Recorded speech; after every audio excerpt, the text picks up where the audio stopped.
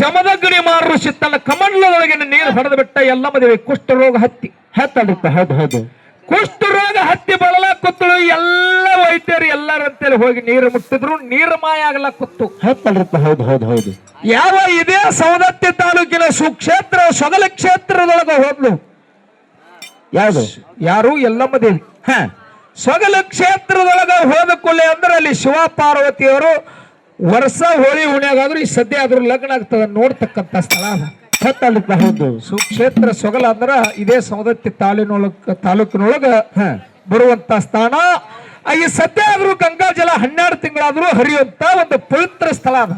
ಹತ್ತಲ್ರಿಪ್ಪ. ಹೌದು ಹೌದು. ಸ್ಥಳದೊಳಗೆ ಹೋಗಿ ಕೆಲವೊಂದು ಮಂದಿ ಕೆಲವೊಂದು ಗ್ರಂಥ ನಾನಾ ತರ ಬರದಾರ ನನ್ನ ಆತ್ಮೀಯ ಬಂಧುಗಳು. ಹೌದಲ್ರಿಪ್ಪ. ಹೌದು ಹೌದು. ಆ ಜಾಗಕ್ಕೆ ಹೋದ ಕೂಡಲೇ ಅಂದ್ರೆ ಅಲ್ಲಿ ನೀರು ಪ್ರವೇಶ ಆಗದ ಕೂಡಲೇ ಅಂದ್ರೆ ಎಲ್ಲಮ್ಮ ದೇವಿ ರೋಗ ಎಲ್ಲ ನಿವಾರಣೆ ಆಗಿಬಿಡ್ತದ. ಬಂದ